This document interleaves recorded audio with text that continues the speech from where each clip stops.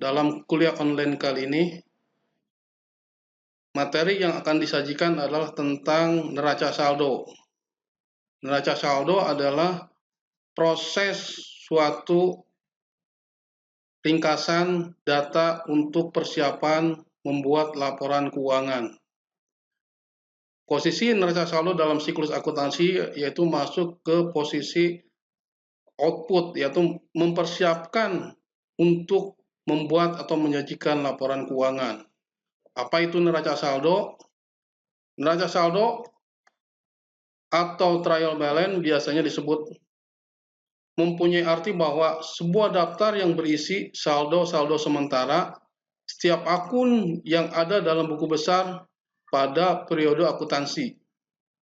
Neraca saldo dipersiapkan untuk melihat keseimbangan atau kesamaan antara jumlah sisi kredit dan sisi debit pada akun-akun yang ada dalam buku besar.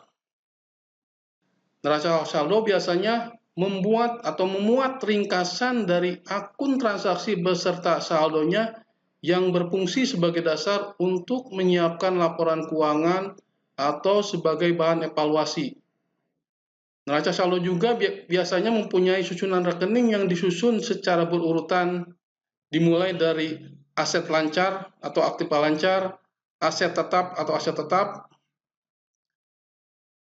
Aktiva lain ini adalah aktiva tidak berwujud, hutang lancar, hutang jangka pendek, hutang jangka panjang, dan juga modal, pendapatan operasional, non operasional, beban operasional, dan beban non operasional. Jadi urutannya berurutan dari mulai urutan aset sampai dengan beban non operasional.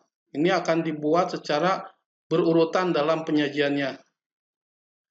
Adapun fungsi dari neraca saldo, setidaknya ada 4 fungsi utama untuk kenapa neraca saldo dipersiapkan dalam membuat laporan keuangan. Yang pertama, neraca saldo berfungsi sebagai fungsi persiapan. Jadi, untuk mempersiapkan pembuatan laporan akhir keuangan pada perusahaan. Fungsi yang kedua yaitu fungsi pencatatan, di mana dengan neraca saldo akan dilakukan atau tempat untuk melakukan pencatatan. Dalam hal ini pencatatan yang dilakukan adalah melakukan ringkasan data-data yang terdapat dalam akun buku besar, baik yang bersaldo debit maupun bersaldo kredit. Fungsi berikutnya yaitu neraca saldo berfungsi sebagai fungsi koreksi, di mana dengan adanya neraca saldo merupakan tempat melakukan koreksi terhadap seluruh catatan serta siklus akuntansi yang telah dilakukan sebelum pembuatan neraca saldo ini. Sehingga dalam neraca saldo akan diketahui apakah ada kekurangan atau kesalahan pencatatan dengan cara melihat kesamaan pada hasil akhir pada kolom debit dan kreditnya. Fungsi yang keempat yaitu fungsi neraca saldo yaitu sebagai fungsi monitoring. Maksudnya dengan adanya neraca saldo maka akan dapat melakukan pengawasan pada setiap akun dalam keuangan perusahaan. Berikut bentuk contoh dari neraca saldo atau trial balance. Pada umumnya, neraca saldo berbentuk seperti sebuah daftar yang di dalamnya akan tercantum nama perusahaan, periode akuntansi, dan formatnya berbentuk lajur atau kolom yang terdiri dari nomor akun, nama akun, sisi debit, dan kredit. Contoh seperti bisa dilihat di layar, di situ ada urutan akun dari mulai aset kas, di situ ada aset tetap mesin, ada hutang gaji, hutang jangka pendek, ada hutang bank, hutang jangka panjang, ada modal di store, ada pendapatan jasa, ada biaya gaji, biaya umum, dan biaya di luar usaha. Jadi, contoh yang ditampilkan ini angka-angkanya sudah muncul. Di situ bisa dilihat saldo kas menurut akun buku besar 2 juta, ada bank BCA-nya 210 juta, biaya dibayar di muka 24 juta, mesin 35 juta, hutang bank 136 juta, hutang leasing 30 juta, modal di store 50 juta, pendapatan jasa 95 juta, biaya umum 3 juta, biaya dilar usaha 37 juta. Sehingga kalau di total sisi debit sebesar 311 juta dan total sisi kreditnya juga sama 311 juta rupiah.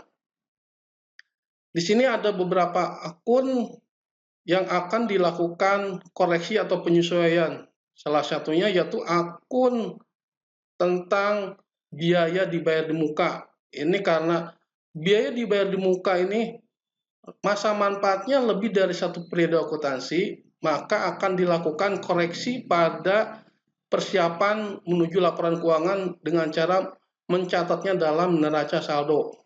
Sebagai contoh, di sini ada beban biaya yang sudah dijalani dari biaya dibayar di muka sebesar 2 juta.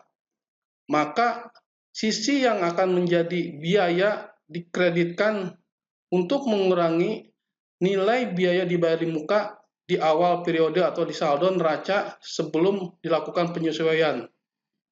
Contohnya seperti bisa dilihat ada 2 juta dan nilai akhir untuk biaya dia bayar di muka itu menjadi saldonya 22 juta. Jadi saldo biaya dibayar di muka yang tadinya sebesar diakui 24 juta karena yang sudah dijalani dan menjadi beban biaya di periode berjalan sebesar 2 juta, maka yang ditampilkan masih sebagai harta atau masih belum dijalani manfaatnya tinggal 22 juta.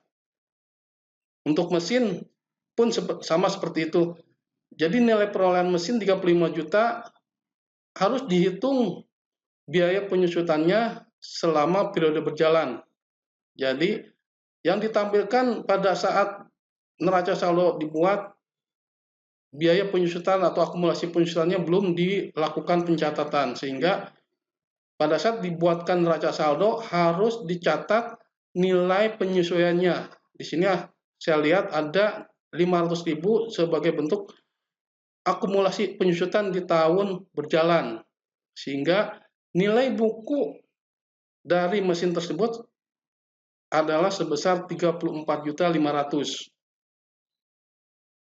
Berikutnya ada tentang hutang gaji, di mana pada saat periode penyusunan neraca saldo belum dicatatkan dalam pembukuan perusahaan, sehingga kewajiban atau biaya gaji yang akan dibayar pada awal periode berikutnya dicatatkan sebagai hutang gaji dan muncul kewajiban biaya gaji di akun 6.1 di bawah seperti terlihat, muncul di sisi debit biaya gaji 10 juta dengan ada juga hutang gaji. Jadi karena perlakuan untuk gaji itu orang bekerja baru dibayar, sehingga pada saat pembuatan laporan keuangan akhir periode, biaya yang akan dibayar untuk gaji karyawan harus diperhitungkan lebih dahulu dan dianggap sebagai hutang gaji. Ini perlu dilakukan penyesuaian apabila pada saat pembuatan neraca saldo masih belum dicatat